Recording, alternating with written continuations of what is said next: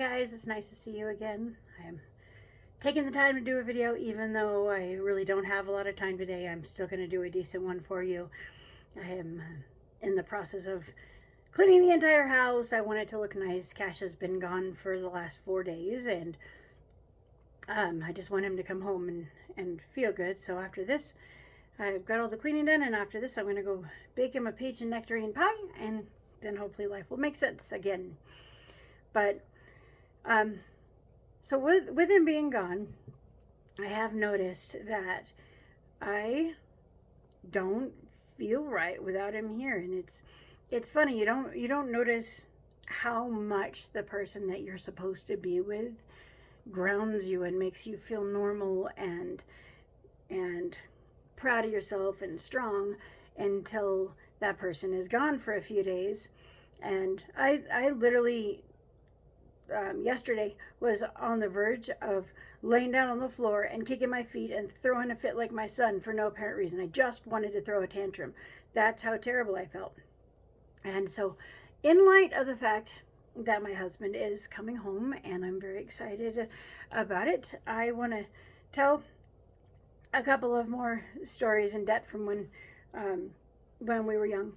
And again, I'm not sure if I've told these before, so hopefully I'm not being redundant. You guys can tell me if I'm being redundant, because sometimes I feel a little Alzheimer's-y, but I am doing my best. Sorry. I'm doing my best to not tell the same stuff over and over and over again and bore you guys. But so there's just a couple of things I was remembering from when we were young that were kind of funny. Like, I know I've mentioned that I ran away a couple of times. It was either 2 or 3. Cash contends it was 3. I remember 2. So I guess sometimes you block stuff out, but I don't even remember how I got home the first 2 times. I just remember the last time, which ended terribly for me. Well, I mean, kind of, anyways.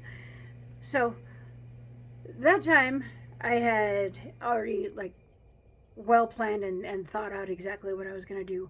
I was already a prisoner in the house. I've been grounded for months and I was just done. I was over it, and I think I was about to get in trouble for something else that they hadn't discovered yet, and it was something that was beyond my control, but I knew I was going to get in trouble. Probably something that happened in the house, like I accidentally broke something like that, because that's the type of thing that we would be worried about. I don't remember exactly, but I called Cash from my secret phone downstairs, and I had him kind of come up and wait around the corner. And I went, ate dinner with the family, did the dishes, and because that's literally the only time I was allowed out of my room except for to use the bathroom, I went to go take out the trash and never came back. I took it out, grabbed the backpack that I had hidden down below when I used the bathroom earlier, and I left.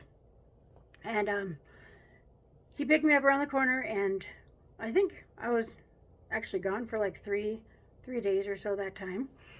And so we always talk about the three walled house between us. It's kind of like our inside joke, because our friend Richard his parents were building a home or rebuilding a home or some such. I don't even remember where it was, but I just know that we didn't really have anywhere to go that night, so we ended up staying in the 3-walled house, and it was freezing out. It was still winter time, because we spent the night just like huddled together for warmth, and the reason I remember that night so much is because that was probably the first time we really had a chance to just talk to each other and get to know each other without other people, other influence. Sorry, it's hot in here. My hair is sticking to me, but without other people and other influences, and we really got to know stuff about each other that we didn't know before.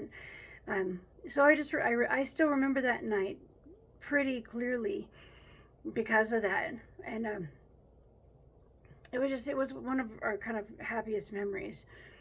That, and when I talked him into sneaking out when I was at a friend of my parents' house being grounded too, but we'll talk about that in a second.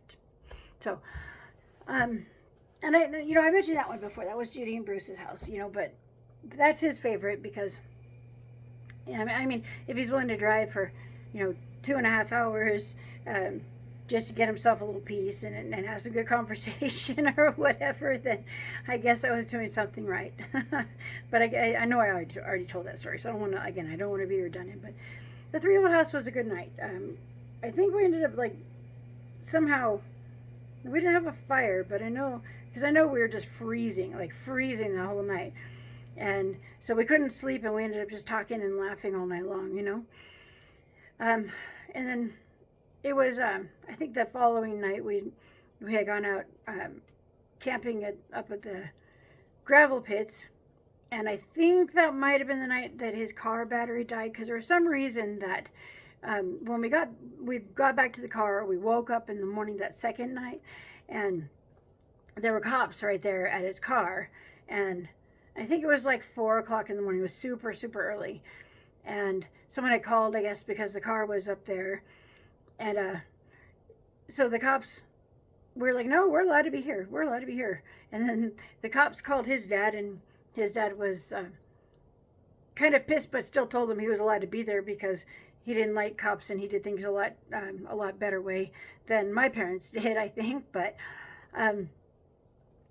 anyways, I ended up lying to the cops and saying my name was Sarah Thaxton, and I came up with that name because like 3 years earlier I'd had a crush on this kid named Scott Thaxton, and just a secret crush, but his name popped into my head when the cop asked me my name, and Sarah was the name that I used as Amy, because my mom hated Amy. She was a bad influence, and Amy was my best friend, and I was always going to hang out with her regardless of what they said.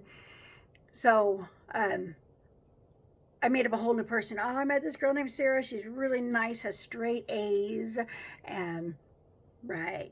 Anyway, so I thought it was kind of ironic and funny and fitting in my head that I used the name Sarah, and then just the last name that popped into my head, Sarah Thaxton. And of course, the phone number that I gave them didn't work because I made up a phone number, and they ended up letting Cash go, but taking me into juvie. And I remember specifically, I refused to tell them the truth. Refused. I was hoping that they get tired of holding me, or that Cash would think of a way to, send someone in to pretend to be a parent. But of course, I was really naive at the time, and I wasn't thinking, they're probably going to need identification and all that stuff to pick up someone's kid at juvie.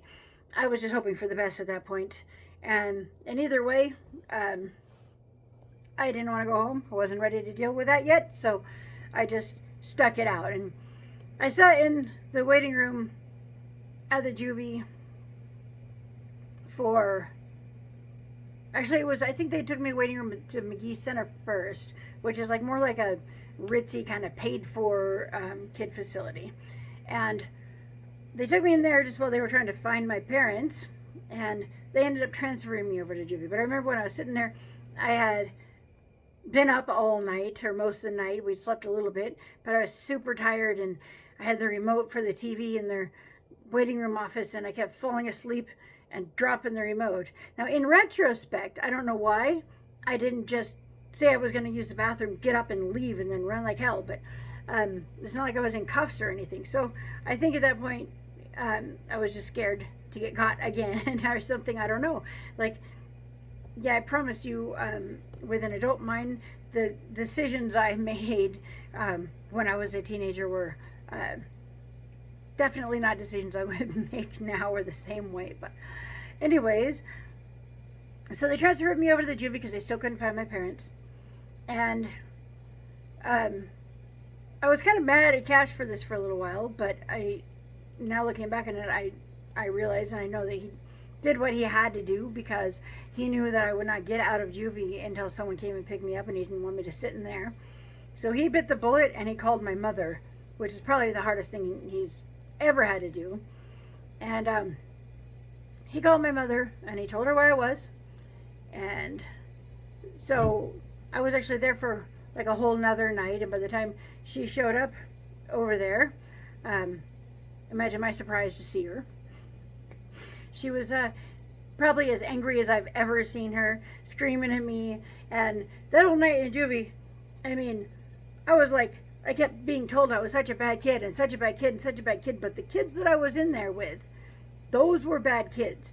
Like, it made me feel like, God, I am so vanilla compared to these little hooligans. Like, they were in there talking about how one of them was in there for stabbing someone. She was 14.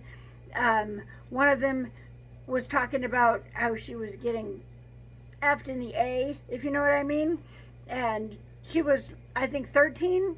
And I was just like, oh my God. So, you know, for all their bitching about what a bad kid I was, I promise you that had I been given a choice, a chance to do the right thing and to make good decisions, and it showed that I had some love and support, I don't think I would have made anywhere near as many bad decisions. Now, don't get me wrong. I was dumb.